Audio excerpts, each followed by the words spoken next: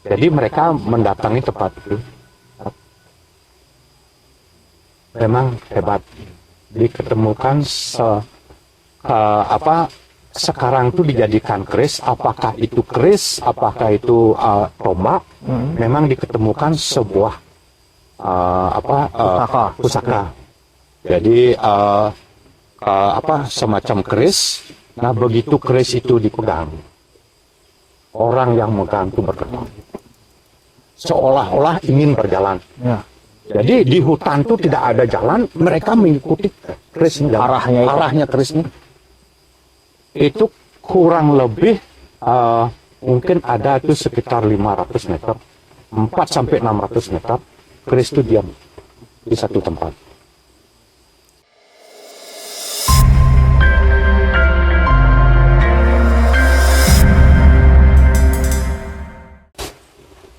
Sotihotu, Namo Buddhaya. Namo Buddhaya. Jumpa lagi dengan kami di Suara Nawaratna. Kali ini kita akan membahas topik mengenai pembacaan sutta yang dilakukan itu sangat aneh, 24 jam non-stop. Nah, ini dilakukan oleh sebagian besar oleh umat Buddha yang ada di Buleleng. Nah, kegiatan yang dilakukan ini, apakah memang dari kebudayaan umat Buddha di Buleleng, ataukah hanya sekedar mencari popularitas? Nah, kita cari tahu jawabannya saat ini juga.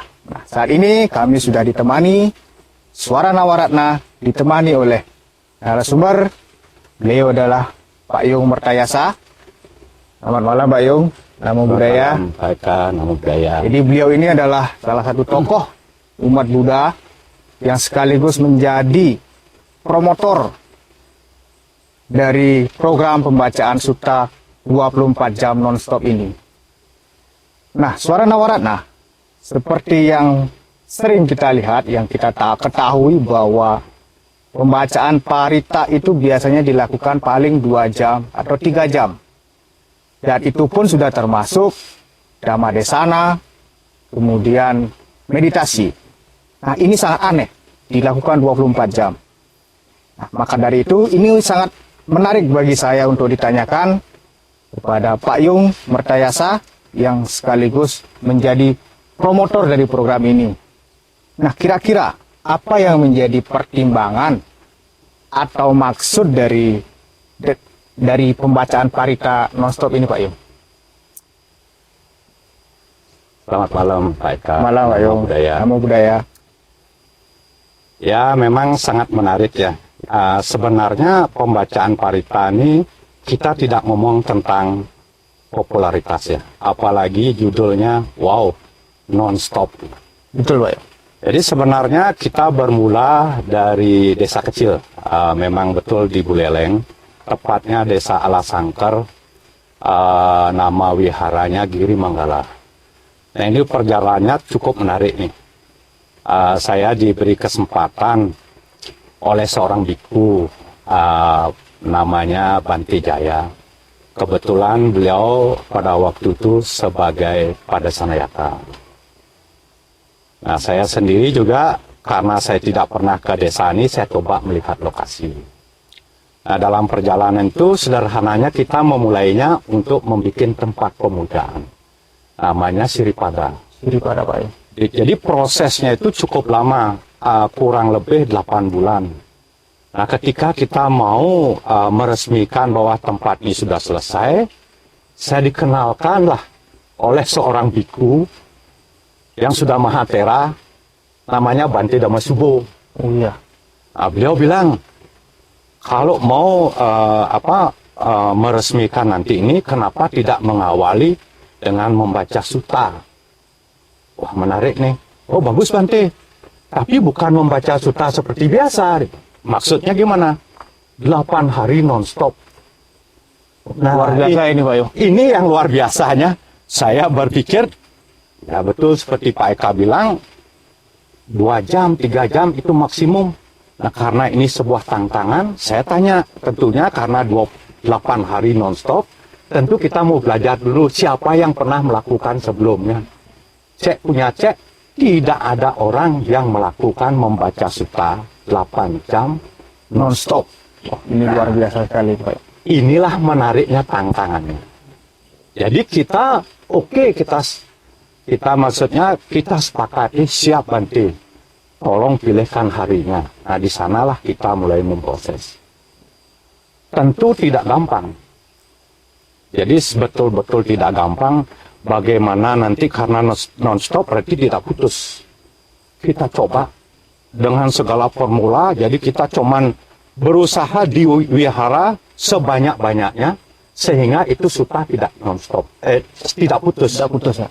Jadi kita pokoknya backup saja. Hari pertama, hari kedua kita coba itu. Nah, pada waktu itu juga kan ada memang 3 sutta dari Sang Buddha. Ada Ratana Sutta, Manggala Sutta, Karanya Metta Sutta. Jadi kita pilih yang paling familiar. Familiar ya? Ya, Karanya Metta Sutta. Nah, dari situlah kita baca dengan segala kesulitan dan sebagainya. Ternyata setelah kita bisa 8 hari, ini menjadikan kita semuanya tuh ya bukan mendapatkan sebuah pengalaman yang sangat bagus, di mana ternyata tidak segampang apa yang kita pikirkan, terutama jam-jam yang sangat krusial. Tentunya jam yang sangat krusial itu kira-kira mulai jam 5 sampai jam 8. Jam 3 pagi sampai ya? jam 7 itu memang nggak krusial. Kayaknya kalau bisa mata kita mau dongkrak. Betul. Ya, itu kesulitan dan sebagainya. Tapi ternyata setelah kita lakukan 8 hari ini, kita sukses kita bisa lalui semua tantangan ini yang dimana kita pikirkan semuanya dengan pertimbangan banyak hal akhirnya kita lalui. Tentu semua ini juga berkat tekad yang kuat juga umat yang ada di Wihara Giri Manggala. Dan tentunya pada waktu itu kita juga meng-share dan didukung oleh hampir seluruh lapisan masyarakat yang ada di Buleleng. Sehingga Buleleng ini terkenal basisnya membaca parita non-stop. Sehingga sampai seperti itulah kejadiannya. Nah, begitu kita membaca parita 8 hari ini, tentu juga seperti Pak Eka bilang, apakah ini mencari popularitas? Ternyata mendapat sebuah hal yang baik, banyak orang, kita bisa berkumpul dengan banyak umat, ngobrol dengan teman-teman, dan biku yang hadir juga tidak main-main waktu itu. Ada 13 biku, ada juga seorang biku dari Amerika juga. Jadi bersama kita selama mungkin per 1 hari sebelum persiapan sampai penutupan kurang lebih beliau di sini 10 hari. Jadi biku STI kurang lebih 12 orang yang mendukung. Jadi seperti itulah perjalanan parita ini. Luar biasa sekali Pak Yung. Artinya sudah Pak Yung beserta kawan-kawan sudah menjawab tantangan dari Bante Dhamma Subuh itu ya Pak Yung ya. Akhirnya kan memang betul, memang ya kita, tapi kan kita ditanya apakah stop seperti ini? Ya, itu ternyata tidak. Tidak Pak Yung. Tidak, ini hebatnya, kembali saya bilang, hebatnya umat Dela Sangkar.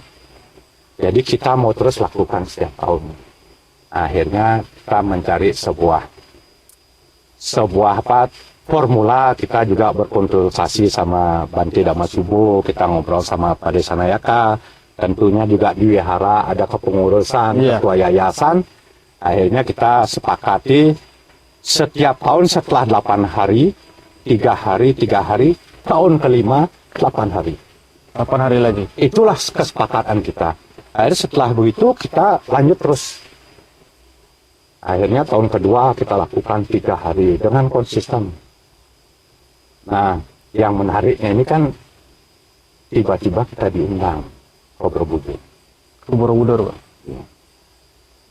Luar Sampai biasa kita membaca di Borobudur.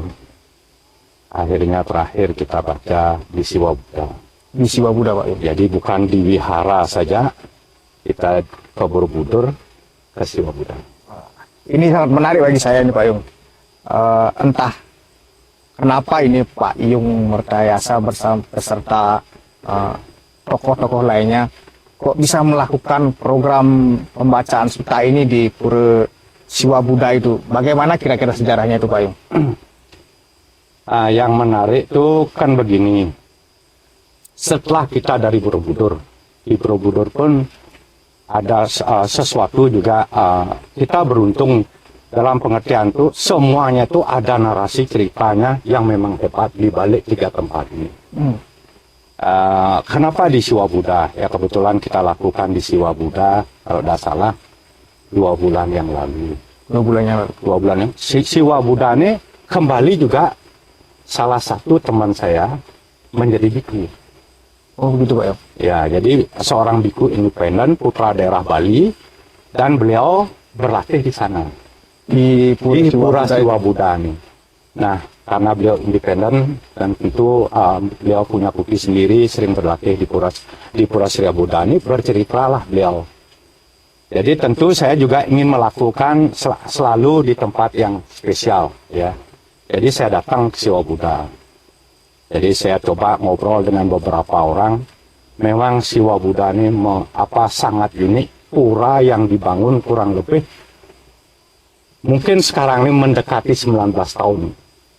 Tapi ceritanya sangat fenomenal ya. Sangat hebat. Hebat. Jadi kebetulan saya kenal 4 orang penemunya di sana. Jadi bermulanya seorang anak yang kayak kita waktu muda, ya suka ke karaoke, suka ke kafe, ke disco, minum gitu. Ya hura-hura lah itu. Ya hura-hura lah. Jadi seorang pemuda ini dia bercerita langsung dengan saya. Dia ya seperti saya bilang di awal, didatangin orang tua. Nah, orang tua itu dari Denpasar. Apakah beliau itu almarhum? Kalau tidak jelas namanya Pak Pamio. Jadi beliau tuh mungkin mempunyai apakah itu namanya sebuah vision atau mata keenam, punya penglihatan lebih, kita nggak tahu. Cuman orang tua ini nyari anak muda nih. Di dekat rumahnya kamu, di desanya kamu, ada sebuah tempat yang sangat hebat. Ya namanya anak muda, suka hura-hura, emang mereka kan tidak tidak mikirkan yang gitu-gitu. Karena dia dicari sering 2, 3, 4 kali, akhirnya anak muda ini bilang, boleh, saya akan mau nganterin kamu ke desa saya. Tapi sebelumnya kamu harus ikut saya dulu, Pak Tua. Akhirnya diajak ke kafe. Diajak ke kafe, sederhananya kalau orang normal minum, walaupun sudah sering gelas 6, 5, 6 gelas kan mulai agak goyang mabuk nih. Temannya sudah mabuk, orang ini tidak mabuk. Yang diajak itu? Iya, yang minum nih karena dia ngajak orang tua nih. Oh ya. Nah mulai dia berpikir, apakah orang tua ini punya kekuatan? Nah, ini kan mulai pikiran itu, dia minum terus tapi tidak mabuk. Akhirnya dia sanggup di sana. Oke Pak, saya akan antar nanti Bapak ke desa saya. Nah singkat cerita, diantarlah orang tuanya ke desanya dia. Dekat desanya dia tuh memang ada hutan. Rupanya orang tua ini tahu betul keadaan hutan ini. Nah beliau bilang, nanti di hutan ini akan muncul 3 mustika. Nah, 5 mustika. Kalau 5 mustika ini muncul, ini akan bagus untuk kesejahteraan penduduk sekitar. Ya tentu anak muda ini dia berpikirnya dia sendiri dia takut, dia panggil waktu itu kepala desanya.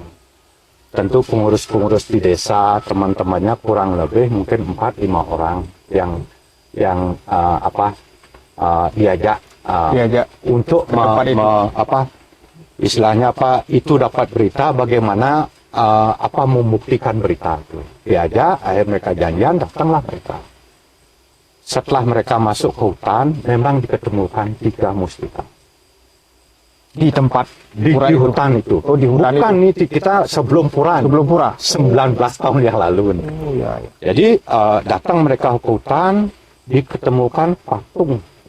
Jadi patung dari batu yang sudah banyak yang propos, patung 4 muka itu sebagai simbol Siwa. Siwa. Maaf, sebagai simbol Brahma. Oh, yang 4. Yang 4 muka nih cukup besar gininya. Itu pertama. Setelah itu juga batu hitam berbentuk monyet. Juga sumber air. Nah, kalau di Bali kan mereka sangat percaya apa itu Trimurti ya, Brahma, Wisnu, Siwa.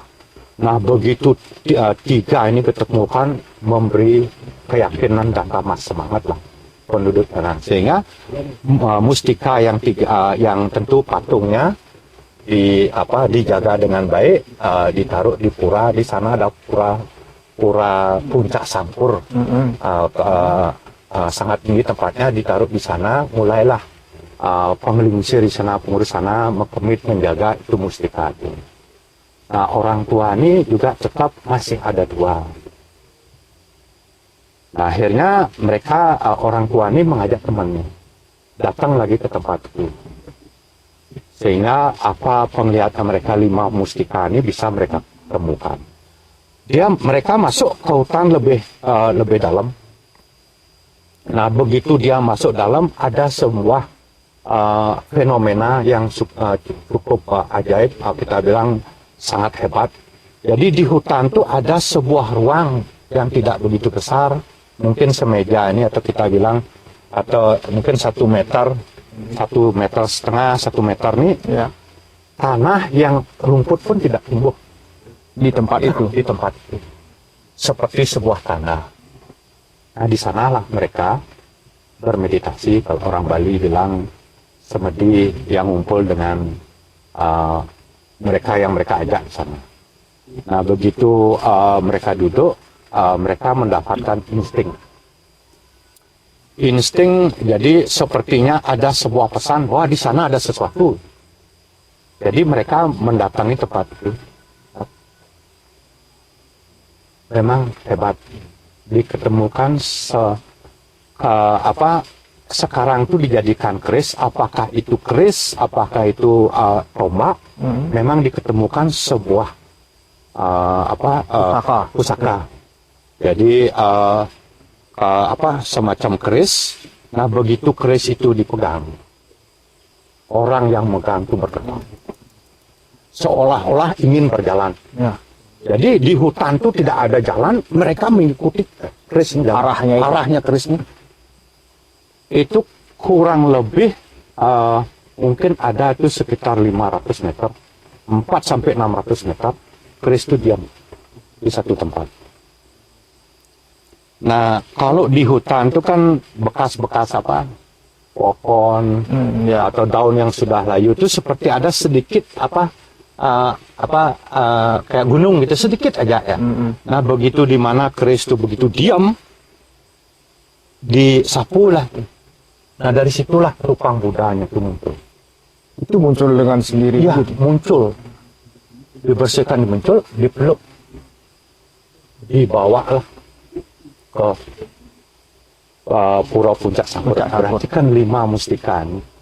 5 mustika ini yang muncul. Dan anehnya orang muda yang mabuk-mabuk itu beliau sekarang jadi anggota dewan. Waduh, luar biasa. Ya. Jadi beliau juga tidak percaya. Iya. Jadi besoknya dia datang. Itu dia masukin tangannya, lubang itu tidak masuk tangannya. Padahal rupang Buddha itu kurang lebih gedenya segini. Nah, inilah begitu saya dengar cerita ini, inilah yang itu bahkan sampai badan yang menyelidiki penemuan arkeologi ya. Ya, pernah memang 3 rupang yang pertama patung yang diketemukan 4 muka simbol dari Brahma, sama Buddha rupang ini kira-kira dibilang abad ke-6. Nah, seperti itulah ceritanya Siwa Buddha ini, sehingga kenapa kita tertarik, kenapa kita di sana membaca parita, Nah, kita lihat juga kan Pura Siwa Buddha hampir ada di seluruh Kabupaten Indo, di mana itu warisan leluhur, warisan Nusantara, di mana sampai sekarang masih tetap eksis. Nah, disitulah kita melakukan puja jadinya, melestarikan warisan Nusantara leluhur ini tentunya atas Dengan cara bacaan ini. upacara ini kita jelaskan tentang sutta yang kita baca juga, kita akan ikuti semuanya sehingga inilah terjadinya kolaborasi, jadi ada toleransi. Begitulah sampai akhirnya kita membacanya di Siwa Di Buddha. tempat itu. Gitu. Ini sangat luar biasa ini Pak Yung. Nah, kebetulan ini seperti yang kemarin yang dilakukan terakhir itu di Pura Siwa Buddha itu Pak Yung. Nah, kebetulan saya sendiri mengikuti di sana dan kemudian saya lihat di brosur itu ada pernyataan angka 9 gitu. Jadi ada gini nggak Pak Yung? Kenapa kok ada angka 9 itu? Kira-kira itu ada maksudnya atau bagaimana Pak Yung? Sebenarnya tidak ada maksud, kita cuma ingin mengabarkan bahwa kita sudah membaca dari 2015 9 kali. Nah, dari mulai di Alas Sangkar, terus kita ke Borobudur. Ke Borobudur? Ya. Waduh. Nah, mungkin saya bisa bercerita sedikit Borobudur. Ya, kita bilang Borobudur ini kan suatu tempat warisan yang termasuk salah satu warisan yang sangat hebat bangsa kita nih. Jadi masuk ke sana pun kan tidak gampang. Betul Pak Yung. Apalagi sekarang Borobudur tuh di atas pengelolaan UNESCO. Ya. Dan pada waktu itu memang kita ke sana, ini sebenarnya kita sangat beruntung, saya juga kebetulan juga sangat beruntung bisa hadir di sana bersama saudara kita yang dari Alas Sangkar. Mereka rata-rata seorang petani, bukan orang hebat lah. Jadi sebenarnya bermula kita cuma ingin melakukan seperti di awal saya cerita, cuman kita ingin menjawab tantangan dengan segala manfaat yang kita dapat sampai kita diundang di UNESCO, diundang di Borobudur membaca sutta. Nah, di sana kita baca juga 8 hari nonstop. Nah, di Borobudur ini yang menariknya kan begini. Mungkin tidak banyak orang tahu bahwa Borobudur tuh di atasnya Borobudur tuh ada sebuah mahkota. Namanya Cakra. Ya. Nah, yang menarik ini kan mungkin tidak banyak yang tahu. Nah, Sri Cakra ini yang sekarang dibikinkan duplikatnya. Dibikinkan duplikatnya itu di Cina, di Tiongkok. Dibikinkan. Karena pada waktu ini bermula undangnya ada salah satu yayasan Sriwijaya. Saya tidak tahu ya di Palembang atau di mana namanya. Kebetulan saya kenal sekali orangnya. Namanya Ibu Ratna juga dan Pak Chandra.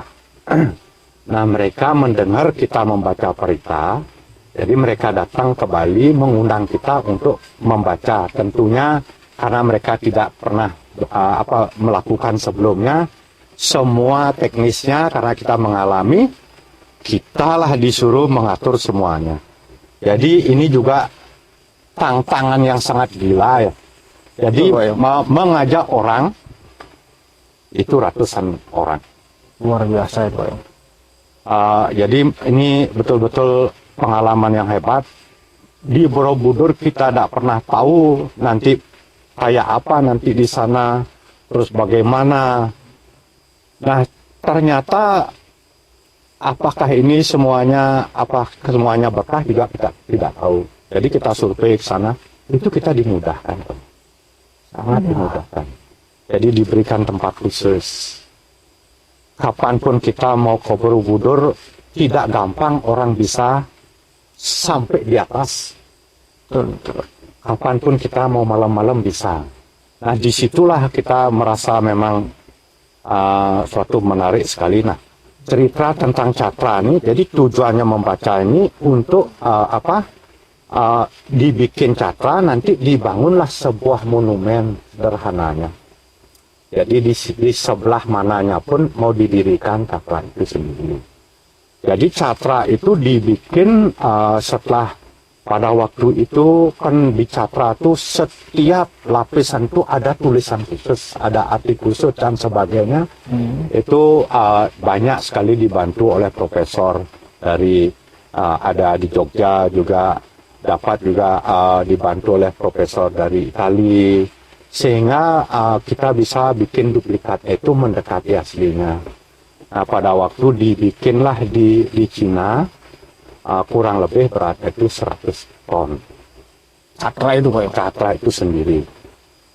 Nah, itu ya lah yang kita doakan. Kita bersama-sama berdoa di sana, membaca Suta ini 8 hari. 8 hari di Borobudur Pak. Non-stop. Non-stop. Nah, Luar biasa. jadinya, dan Catra ini sendiri, terakhir saya dapat info, akan dibikin taman, dibangun diberikan tempat oleh salah satu seorang biku. Kebetulan sekarang beliau tuh almarhum, kalau tidak salah 2-3 bulan yang lalu meninggalnya. Jadi dibikinkan di sana, namanya kalau tidak salah Wisma Catra. Nah, rencananya akan didirikan di sana. Di sana. Ya, inilah perjalanan kita tentang pembacaan mereka. Nah, dari kita hitung semuanya, akhirnya kita membaca, itulah yang ditanya Pak Eka, angka 9. Angka 9. Oh. Ya. Jadi kita menariknya kan begini, angka 9, kita memulainya, menutupnya itu di angka 9 juga, pada waktu 2 bulan yang lalu di Pura Subah. Apakah ini kebetulan kita juga kok mau dia baca 9 kali, ditutup 9 kali. Luar biasa. Seperti itu kurang lebih ceritanya. Luar biasa sekali. Nah, sahabat Nawaratna, tadi kita sudah berbincang-bincang bahwa Pak Yung ini memang luar biasa beserta tim, sudah begitu mudah masuk ke Candi Borobudur. Nah, kita tahu bahwa kita sendiri umat muda itu sangat sulit untuk bisa masuk ke Borobudur.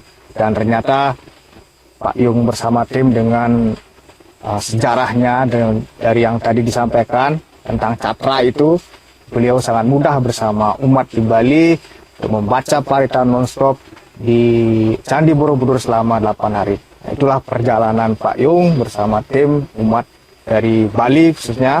Nah, tadi sudah disampaikan dan kita bisa petik bahwa kegiatan pembacaan Suta non-stop 24 jam yang dilakukan oleh umat Buddha yang di Buleleng, yang pemrakarsanya sekali yang di Buleleng, itu bukan hanya sekedar mencari popularitas.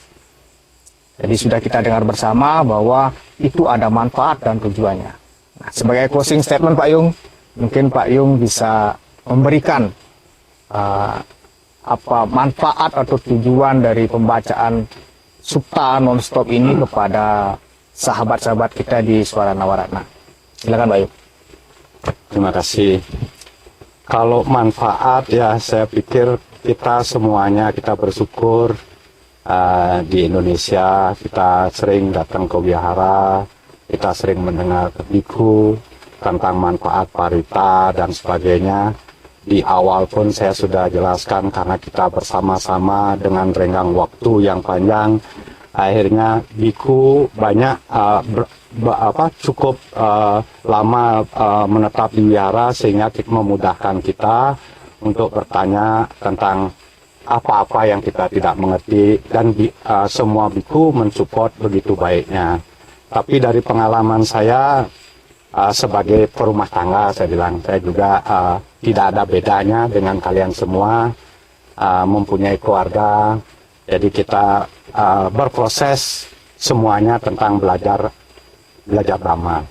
Nah, dari pengalaman saya pribadi, saya melihatnya mungkin ya cukup unik ya. Saya akan memulainya seperti begini.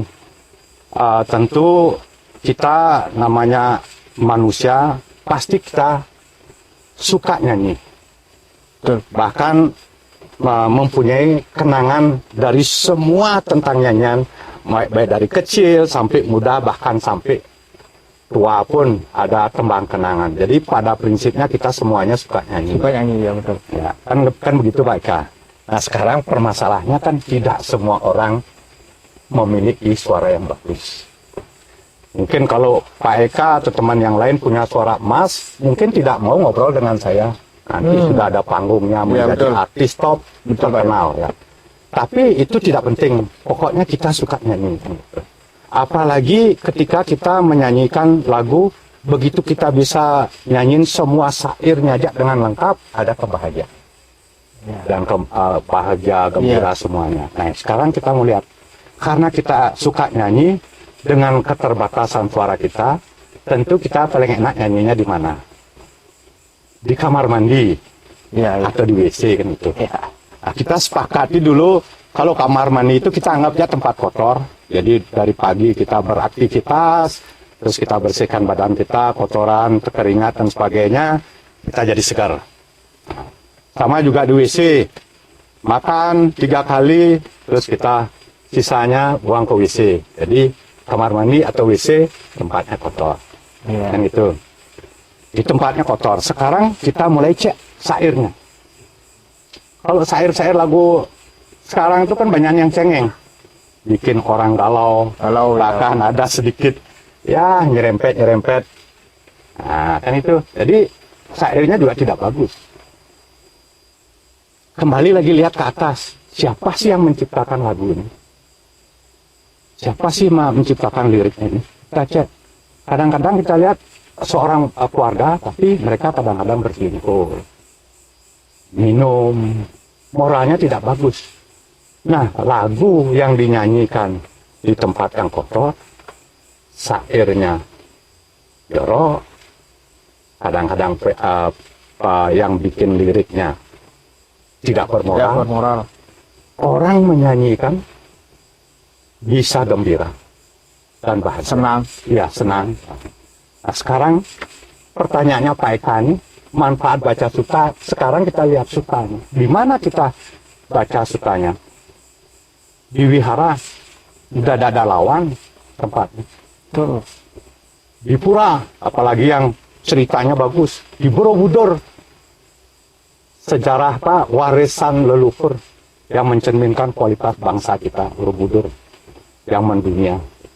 Berarti tempatnya sempurna, bagus dong. Sekarang kita lihat syairnya. Setiap syair yang kita baca, baik Ratana Sutta, Manggala Sutta, Karanya, satu pun kita tidak baca, tidak bisa catat. Itu semuanya tentang mutiara, mustika. Kata-katanya sempurna. Kita runut lagi ke atas. Siapa yang dibikin? Ini memasuki bulan Basak. Yang membuat manusia yang sempurna Sang Buddha. Jadi tempatnya bagus, syairnya sempurna, yang bikin kira-kira apa yang didapat. Bukan bahagia, bukan apa, mungkin melebihi. Nah inilah